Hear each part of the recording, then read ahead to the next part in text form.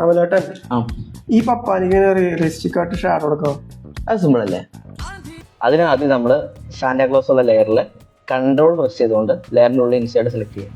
അപ്പോൾ നമുക്ക് ഇങ്ങനെ സെലക്ഷൻ വരും. ദെൻ ഈ ലെയറിന് താഴെയായിട്ട് നമ്മൾ പുതിയൊരു ലെയർ ക്രിയേറ്റ് ചെയ്യണം. ഓക്കെ, എന്നിട്ട് അതിലേക്ക് നമ്മൾ ഡാർക്ക് കളർ ഫില്ല് ചെയ്യുക, ബ്ലാക്ക് കളർ. അത് ഫില്ല് ചെയ്തതിന് ശേഷം നമ്മൾ സെലക്ഷൻ കളഞ്ഞു.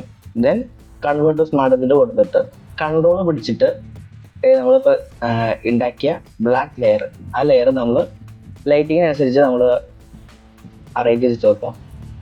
ദെൻ നമ്മൾ ഫിൽറ്ററിൽ വന്നിട്ട് ബ്ലർ ഗാലറി ഉണ്ട്, അതിൽ നിന്ന് ഫീൽഡ് ബ്ലർ സെലക്ട് ചെയ്യാം.